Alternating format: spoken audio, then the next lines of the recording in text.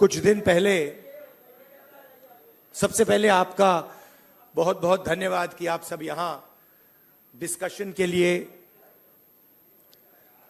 आए, मेरी बात सुनने आए। इसके लिए आपको पहले ही मैं धन्यवाद करना चाहता हूं।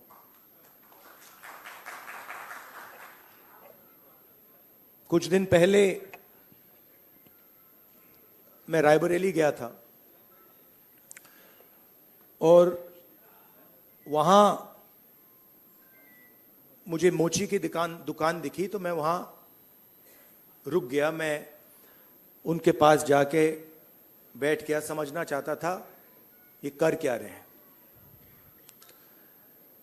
बातचीत हुई और मैं उनको देख रहा था। मोची हैं, हाथ में अनलिमिटेड स्किल थी उनकी।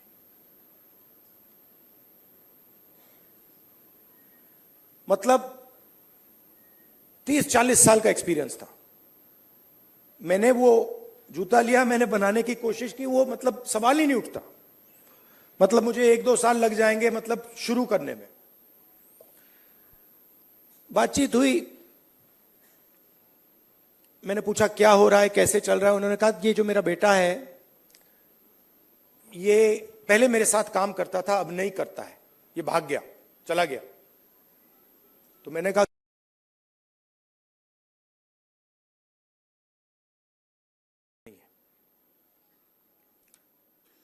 और फिर उन्होंने मुझे बोला कि राहुल जी, मेरी लाइफ में सिर्फ एक व्यक्ति ने, मेरे पिता ने मेरी रिस्पेक्ट की है और किसी ने मेरी रिस्पेक्ट नहीं की।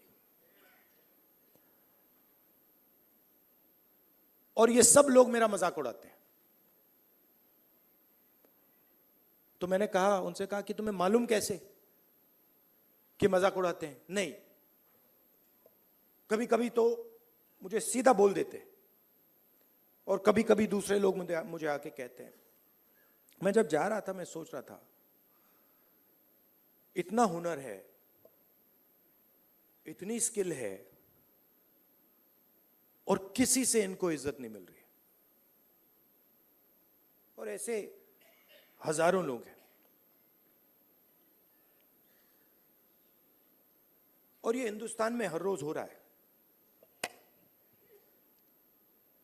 इस देश में हुनर की इज्जत है ही नहीं। जिसके पास स्किल है, जिसके पास हुनर है, जो काम करना जानता है, उसकी इज्जत है ही नहीं। रियलिटी है ये देश की। और ये सारे के सारे जो नेटवर्क्स हैं, 21वीं सदी में हम इसको नेटवर्क कह सकते हैं। चाहे ये बढ़इयों का नेटवर्क हो, मोचियों का नेटवर्क हो, धोबियों का नेटवर्क हो, इन सब में बहुत गहरी स्किल छुपी हुई है। हाथ मिलाने से पता लग जाता है।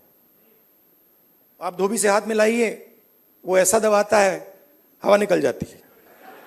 मैंने किया है। वो जैसे पकड़ता है ऐसे लगता है कि भैया 10-15 लोगों ने पकड़ लिया हाथ। आप बढ़ई का हाथ पकड़िए, उसमें दिख जाता है।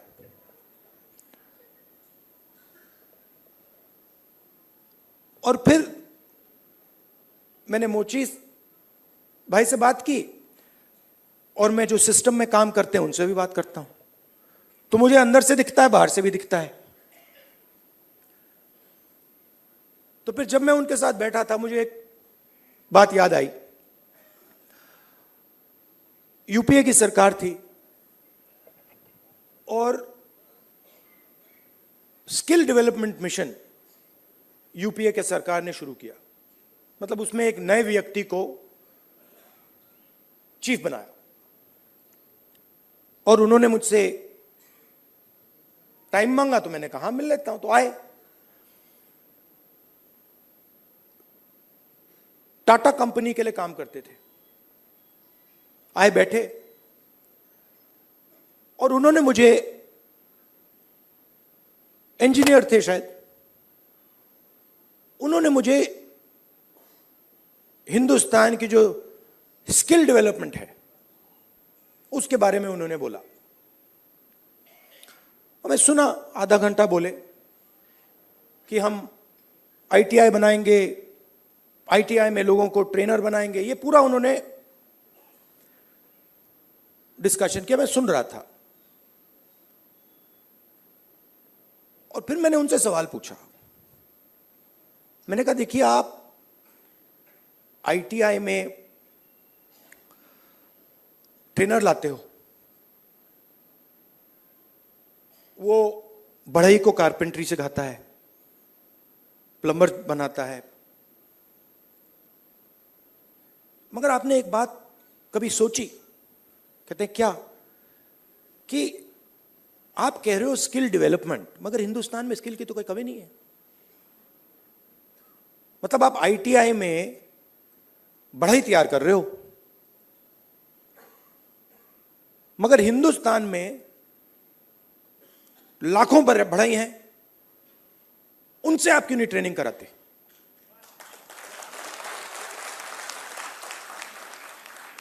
तो ये थोड़ा चौंक गए। मतलब मैंने कहा मतलब बता देता हूं। मान लीजिए आपको नाई ट्रेन करने हैं, आप सर्टिफिकेशन सेंटर खोल दीजिए। हर डिस्ट्रिक्ट में आप एक सर्टिफिकेशन सेंटर खोल दीजिए और उत्तर प्रदेश के हर नाई को कह दीजिए, देखिए भैया, आप गुरु हो, आप शिष्य लो, उनको तैयार करो, अपनी दुकान में तैयार करो और फिर उनको सर्टिफाई करो। अगर आपके जो शिष्य हैं सर्टिफाई हो जाएंगे, आपको हम 100, 200, 500, 1000 रुपए बैंक अकाउंट में डाल देंगे। मतलब जो स्किल का नेटवर्क है उसका प्रयोग क्यों नहीं करते आप? बिल्कुल चुप हो गए। मतलब मुझे देख रहे थे कि ये मतलब व्यक्ति पागल है, इसको क्या हो गया? मतलब आप आईटीआई में, अच्छा मजे की बात बताऊं, ये जो हमारे ये मोची भाई हैं, इन्होंने मुझे बोला कि राहुल जी, मोदी जी ने नया प्रोग्राम शुरू किया, मुझे वहां बुलाया, मैं गया और फिर मुझे कहते हैं कि आपकी ट्रेनिंग कराएंगे। राहुल जी, मैं तो 40 साल से मोची का काम कर रहा हूं। सुनो, मैं वहां गया, वो जो उनका ट्रेनर था उसको मैं सिखा के आ गया।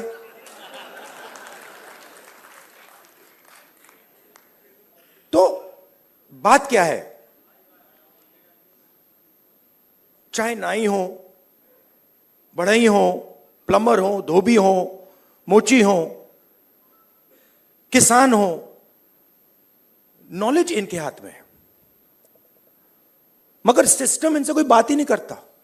सिस्टम दूसरे डायरेक्शन पे चल रहा है। आपने आईटीआई बना दी, हमारी सरकार ने बनाई, मगर उसका जो नॉलेज सिस्टम है उसका तो कोई कनेक्शन ही नहीं है। तो मैंने उनसे कहा, देखो मैं आपको बताता हूं, अगर आपने नाई ट्रेन करने हैं, मान लो आपने हिंदुस्तान में 10 लाख नाई ट्रेन करने हैं, आप हिंदुस्तान के नाइयों को पकड़ो और कहो भैया आप ट्रेन करो, 6 महीने में 10 लाख नाई आपके सामने आ जाएंगे और कोई ज्यादा पैसा भी नहीं लगेगा, मगर ना। तो हो क्या रहा है?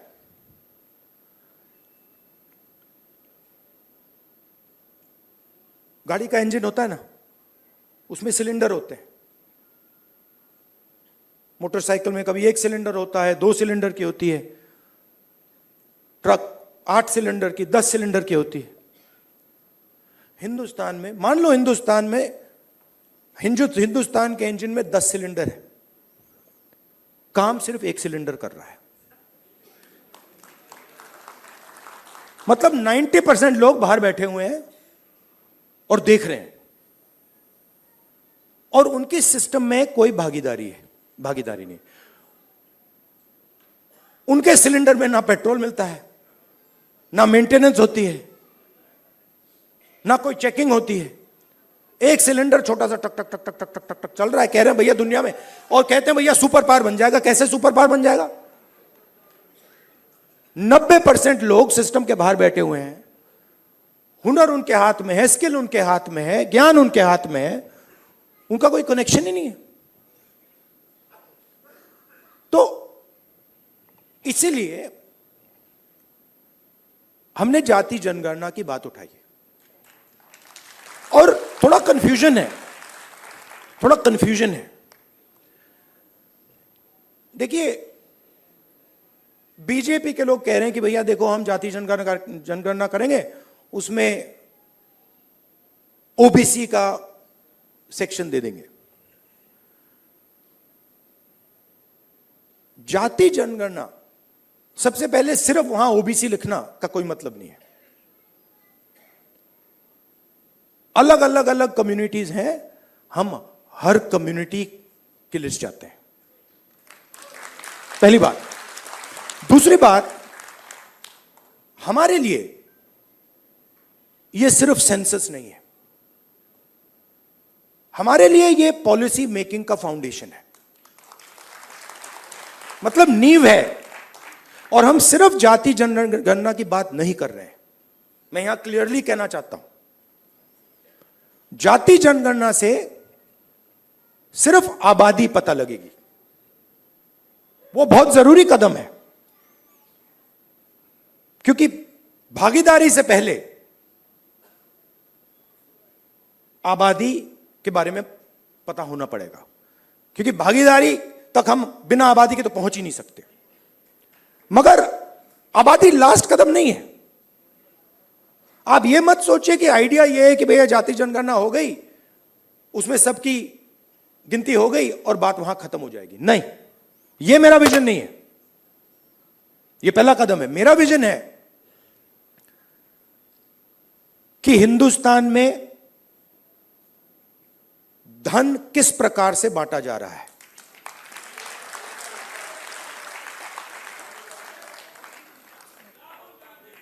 ओबीसी के हाथ में कितना है, दलितों के हाथ में कितना है, मजदूरों के हाथ में कितना है, पहली बात। दूसरी बात, हिंदुस्तान के जो इंस्टीट्यूशंस हैं, ब्यूरोक्रेसी हो, जुडिशरी हो, मीडिया हो, इसमें इन लोगों की कितनी भागीदारी है। मतलब हम यह समझना चाहते हैं कि कॉन्स्टिट्यूशन ने कहा था कि एक व्यक्ति को एक वोट मिलेगा, मतलब सारे के सारे हिंदुस्तान के जो सिटीजन्स हैं वो समान, एक समान है, एक जैसे हैं। तो हम ये पूछ रहे हैं कि अब 70 साल हो गए, कॉन्स्टिट्यूशन हमारे सामने है, इसका समाज पर इफेक्ट पड़ा है, हां या ना, और कितना पड़ा है?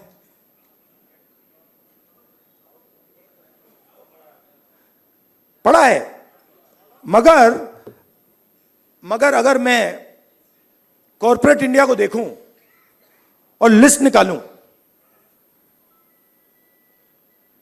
और हिंदुस्तान के 500 सबसे बड़े उद्योगपतियों की लिस्ट निकालूं, मैंने निकाला है, उसमें आपको एक भी दलित, एक भी आदिवासी, एक भी पिछड़े वर्ग का व्यक्ति नहीं मिलेगा।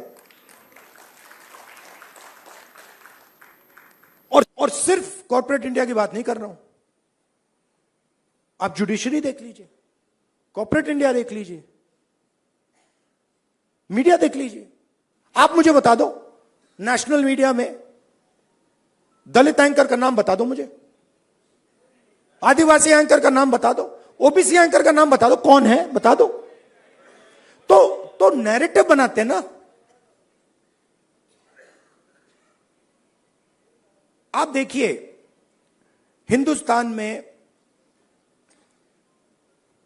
50% आपने कहा कि आधी आबादी ओबीसी है, उसमें आप 15% दलित जोड़ दीजिए, 8% आदिवासी जोड़ दीजिए,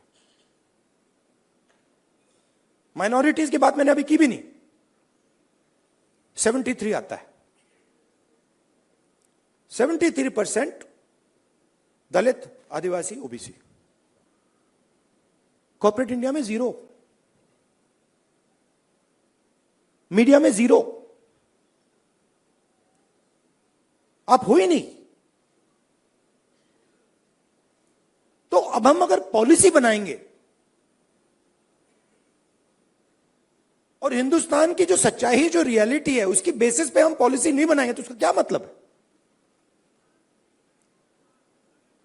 तो मैं आपसे यह कहना चाहता था कि जाति जनगणना हमारे लिए सिर्फ गिनती नहीं है, जाति जनगणना हमारे लिए पॉलिसी फ्रेमवर्क है। और एक प्रकार से हमारा गाइड, जैसे कॉन्स्टिट्यूशन हमारा एक गाइड है जिसपे ये लोग रोज आक्रमण कर रहे हैं, जाति जनगणना, सोशो इकोनॉमिक सर्वे, इंस्टीट्यूशनल सर्वे, ये हमारा दूसरा गाइड होगा। और हमारा लक्ष्य है कि जो मैंने आपसे कहा कि 10 सिलेंडर की गाड़ी है, 9 सिलेंडर बंद पड़े हुए हैं, तो हमारा लक्ष्य है कि 10 के 10 सिलेंडर काम करें। आप मुझे बताओ, पूरा का पूरा बैंकिंग सिस्टम, पूरा का पूरा बैंकिंग सिस्टम, नरेंद्र मोदी ने 16 लाख करोड़ रुपए 25 लोगों का कर्जा माफ किया है। शेम, 16 लाख करोड़ रुपया। अच्छा, उन 25 लोगों में एक दलित नहीं था, एक आदिवासी नहीं था, एक पिछड़ा नहीं था, एक माइनॉरिटी नहीं था। तो पूरा का पूरा बैंकिंग सिस्टम 15 लोगों के लिए बनाया गया है। ये जो हमारे भाई हैं जो मोची का काम कर रहे हैं, जिनको पूरी लाइफ में इज्जत नहीं मिली, इनके लिए एक बैंक क्यों नहीं है जो इनकी मदद करे? कहे कि हम स्पेशलाइज्ड बैंक बनाएंगे सिर्फ इनके लिए। तो पॉलिसी मेकिंग फ्रेमवर्क का यह मतलब है, हमारा काम हिंदुस्तान की 100% आबादी की मदद करने का है। हमारा काम 5%, 10% आबादी की मदद करने का नहीं है। वो सरकार का काम हो ही नहीं सकता। और उसके लिए हमें इंफॉर्मेशन चाहिए। 21वीं सदी है, हमें डेटा चाहिए। डेटा है ही नहीं। आप नोट कीजिए, मैंने 2 चीजें कही हैं। मैंने कहा है कि जाति जनगणना, social economic state census, institutional census हम कराएंगे। और 50% का जो बैरियर है, जिसको हम एक्सेप्ट नहीं करते हैं, फ्रैंकली बोलूं तो इसको हम उड़ा के फेंक देंगे। ये 2 चीजें मैंने कही हैं। और मगर उसके बाद मैंने आज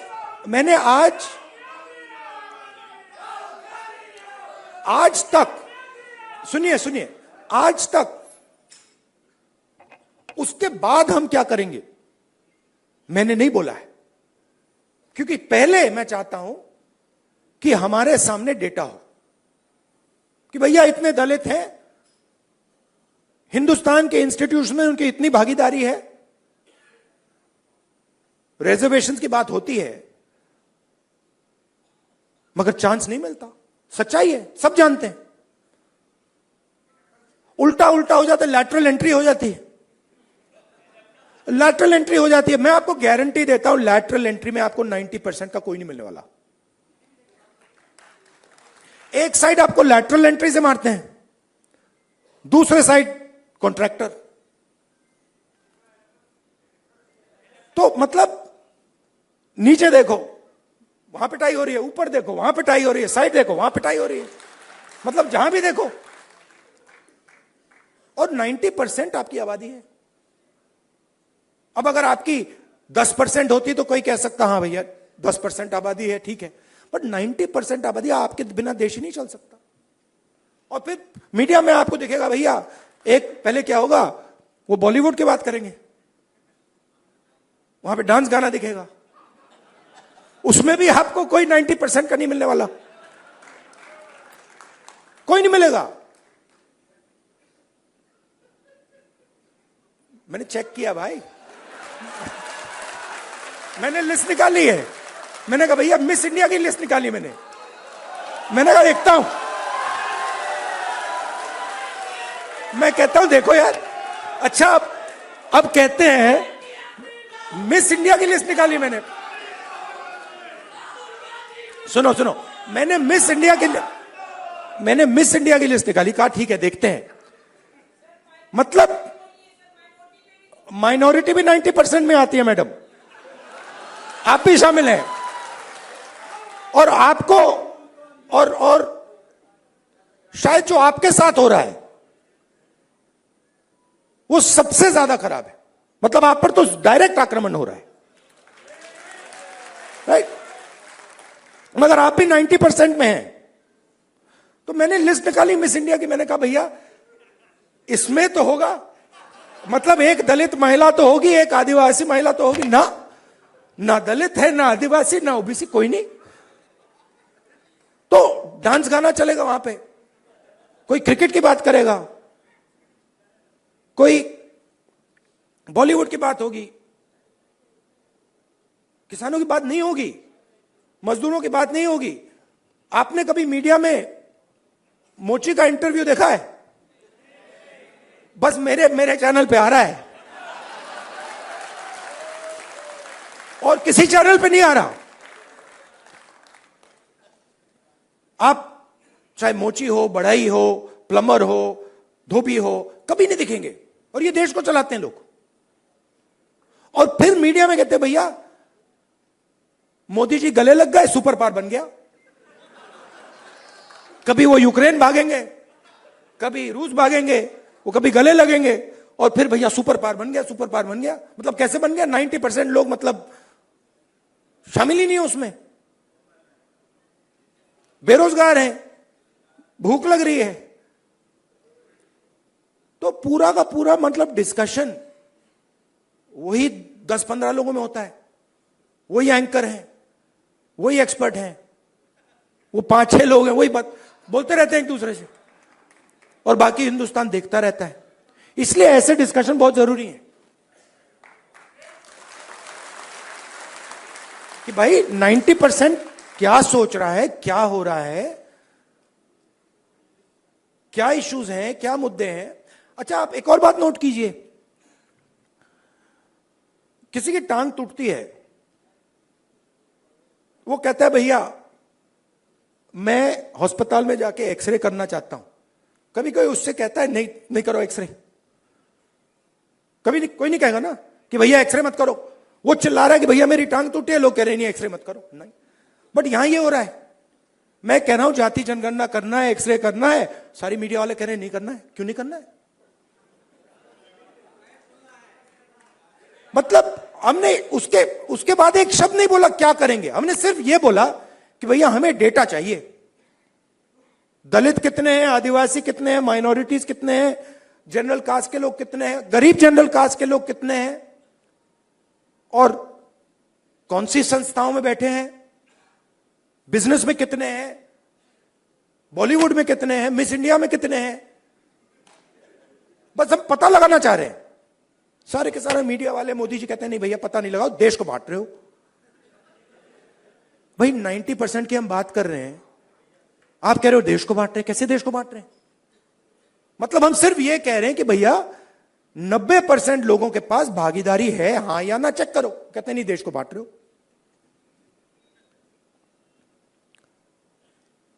तो जो भी संस्थाएं हैं, इलेक्शन कमीशन हो, मीडिया हो, फ्री मीडिया हो, जुडिशरी हो, ये सारी की सारी संस्थाएं कहां से आई? ये इधर से आई।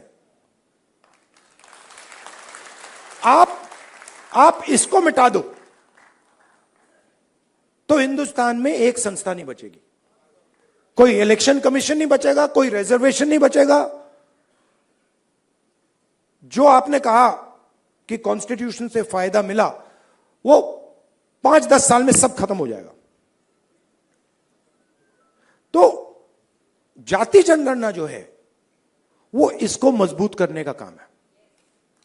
ये आप समझिए, कॉन्स्टिट्यूशन की रक्षा हम कर रहे हैं जाति जनगणना के थ्रू। क्यों? क्योंकि इसको 10% ने नहीं बनाया है, इसको 100% ने बनाया है। और मैं यह भी कहना चाहूंगा कि इसकी सबसे ज्यादा रक्षा आप लोग करते हो। इसकी रक्षा गरीब करते हैं, किसान करते हैं, मजदूर करते हैं, दलित, आदिवासी, पिछड़े लोग, गरीब जनरल कास्ट के लोग इसकी रक्षा ये करते हैं। अदानी जी इसकी रक्षा नहीं करते।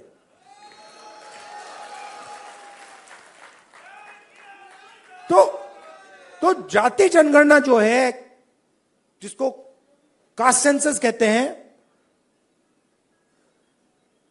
इंस्टीट्यूशनल सर्वे जो हम करवाना चाह रहे हैं, इकोनॉमिक सोशल सर्वे जो हम कराना चाह रहे हैं, वो सब इसकी रक्षा है। क्योंकि मुझे लगता है कि अगर हमने 90% को भागीदारी नहीं दी और 90% को हमने हिंदुस्तान के स्ट्रक्चर में शामिल नहीं किया, तो यह नहीं बचेगा। तो इसीलिए यह पैरेलल ट्रैक है।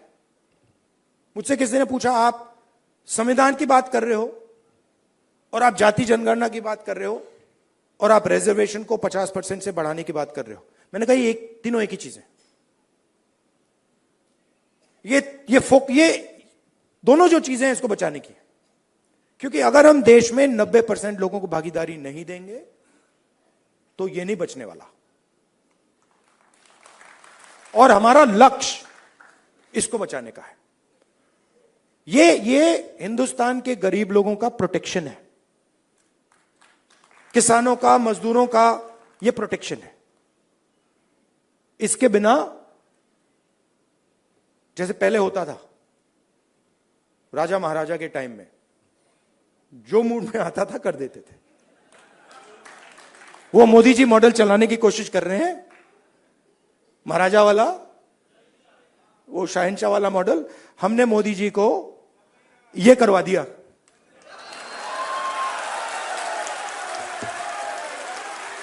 आप अपने आप को नॉन बायोलॉजिकल समझते हो। आप अपने आप को नॉन बायोलॉजिकल समझते हो। आप अपने आप को डायरेक्ट भगवान के साथ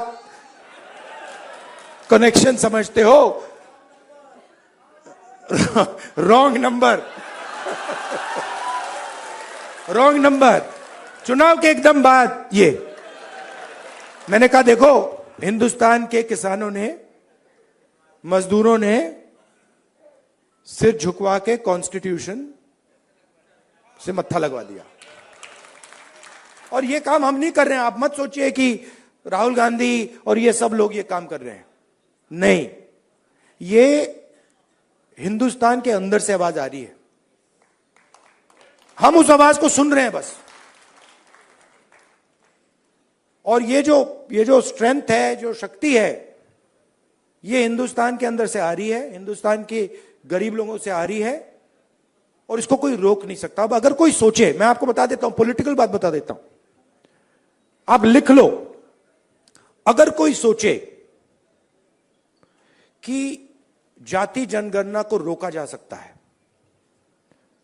या 50% बैरियर को रोका जा सकता है, मैं आपको बता रहा हूं वो सपने देख रहा है। ये होगा ही होगा। इसको रोका नहीं जा सकता है। ना जाति जनगणना रोकेगा, ना सोशो इकोनॉमिक सर्वे रोकेगा, ना इंस्टीट्यूशनल सर्वे रोकेगा, ना 50% का बैरियर रहेगा। ये तीन सारे के सारे उड़ेंगे। क्योंकि हिंदुस्तान की जनता ने ये मन बना लिया है। ऑर्डर आ गया है, जनता से ऑर्डर आ गया है।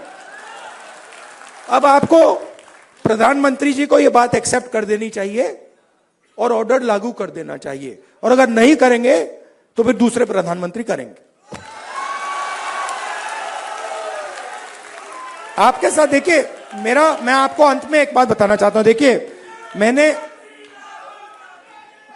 मैंने अब 2004 से मैं पॉलिटिक्स कर रहा हूं, ठीक है, और एक प्रकार से काफी सीखने को मिला मुझे। बीजेपी वालों ने मुझे तंग किया, डिस्टर्ब किया, उनको मैं गुरु मानता हूं कि इन्होंने ही मुझे सिखाया, इनके बिना मैं नहीं सीख सकता था। मैं बता रहा हूं, आप लोग नहीं सिखाते मुझे, आप लोग मुझसे प्यार करते हो, आप नहीं सिखा सकते। उन्होंने मुझे सिखाया, तो वो एक प्रकार से मुझे उन्होंने डायरेक्शन दी, भैया क्या नहीं करना है, उधर देखो, वो नहीं करना। तो एकदम मुझे पता लग जाता है, मैं सुबह उठता हूं, क्या नहीं करना, उधर देखता हूं, अच्छा वो नहीं करना, ऑटोमेटिक है। वो मेरी ओर देखते हैं, कहते हैं भैया क्या नहीं करना, वो राहुल गांधी कर रहा, मत करो। तो ये तो बिल्कुल मतलब पता नहीं आइडियोलॉजिकल है, खून की पता नहीं कौन सी लड़ाई है, बट ये मतलब शायद पता नहीं कब से चल रही है और ये खत्म नहीं होगी। मगर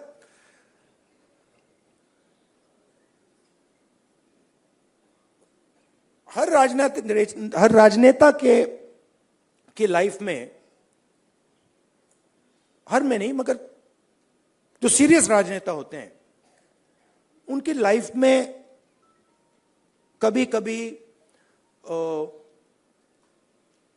राजनीति से आगे चीज बढ़ जाती है। मैं जाति जनगणना राजनीति के लिए नहीं कर रहा हूं, ये आप मत सोचिए, मुझे इसमें इंटरेस्ट नहीं है। मैं पता है क्यों कर रहा हूं, क्योंकि मुझे जब मैंने हजारों लोगों से बात की है, जब मैंने उस मोची भाई से बात की ना और उसने मुझे बताया कि किसी ने मेरी इज्जत नहीं की लाइफ में, मैं इस बात को एक्सेप्ट नहीं कर सकता। मैं इस बात को एक्सेप्ट करने को तैयार नहीं हूं कि हिंदुस्तान में ऐसे लोग हैं जिनके पास हुनर है, एक्सपीरियंस है, समझ है, मगर रिस्पेक्ट नहीं। मैं इसको एक्सेप्ट नहीं कर सकता। बाकी लोग एक्सेप्ट कर ले, मुझे कोई फर्क नहीं पड़ता। तो मेरे लिए ये औजार है, जाति जनगणना हो, 50% रिजर्वेशन हो, मेरे लिए ये जो हिंदुस्तान के जो आत्मा है, 90% जिसको मैं कहता हूं, गरीब लोग हैं, किसान हैं, उनको इस देश में शामिल करने के औजार है। और मेरे लिए ये मिशन है, मेरे लिए ये, इसमें कोई मतलब, आप देखोगे आने वाले समय में पॉलिटिकल नुकसान भी होगा तब भी करूंगा, आप देख लेना।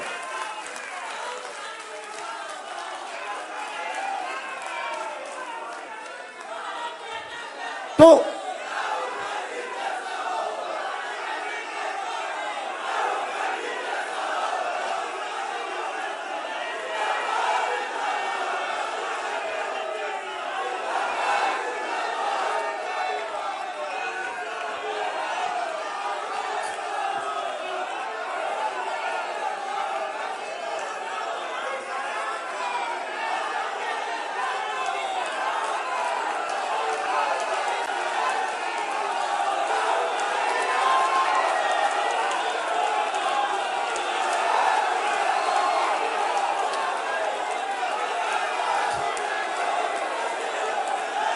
अच्छा बोलने दो।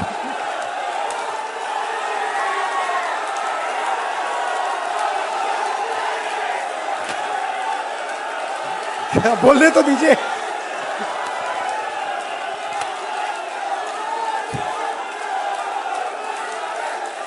एक बार मैं छोटा था, अच्छा सुनिए दादी, एंड करता हूं मैं अपनी साइकोलॉजी, थोड़ी सी आपको साइकोलॉजी समझा देता हूं। मैं छोटा था,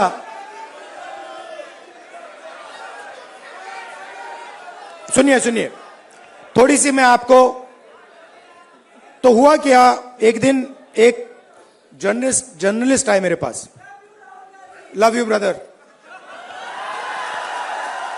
एक जर्नलिस्ट आए मेरे पास, सीनियर जर्नलिस्ट हैं, तो वो मेरे पास आए, जो मैंने आपको अभी बोला ना, नुकसान हो जाएगा तो भी करूंगा, तो उसको समझा रहा हूं।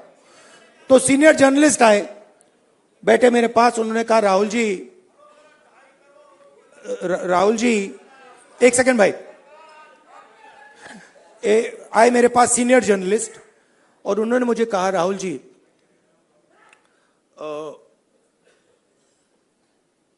मैं पाकिस्तान के नेता थे, पता नहीं मुशर्रफ थे या नवाज शरीफ थे, मैं उनको बहुत अच्छी तरह जानता हूं। उन्होंने मुझे कहा, तो मैंने कहा, तो उन्होंने कहा कि मैं उनसे जाके मिला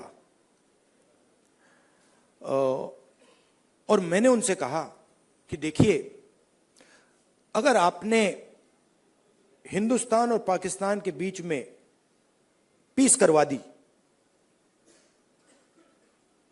तो बहुत अच्छा होगा। तो फिर उस व्यक्ति ने, पता नहीं मुशर्रफ था या कौन था, मुशर्रफ ने कहा क्यों?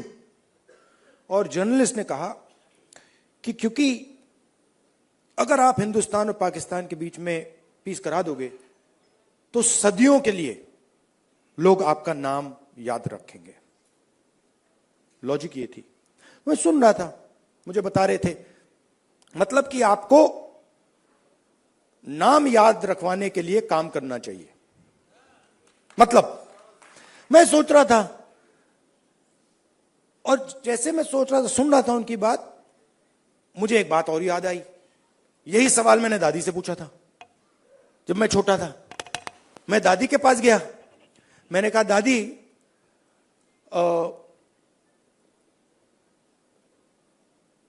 जब आप मरेंगी, मरने के बाद आपको कैसे लोग कैसे याद करना चाहिए, लोगों को आप कैसे याद करना चाहिए?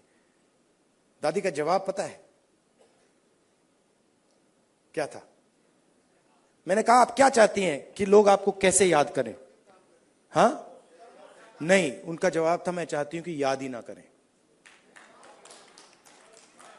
मतलब क्लैरिटी थी, मैं काम याद करवाने के लिए नहीं करता हूं, मैं काम करने के लिए करता हूं। मुझे याद शायद का कुछ नहीं लेना देना। वो ये जो याद वाला है वो नरेंद्र मोदी जी का काम है। तो मुझे, मेरी थिंकिंग है कि हिंदुस्तान के 90% की जो शक्ति है वो हिंदुस्तान को बनाने में लगे। पूरा इंजन स्टार्ट हो, 10 के 10 सिलेंडर चलें और लोगों को मजा आए कि भैया हिंदुस्तान है, इसमें भागीदारी है, इसमें रिस्पेक्ट है, इसमें आदर है, और हम सब मिलकर इस देश को आगे ले जा रहे हैं। धन्यवाद, नमस्कार।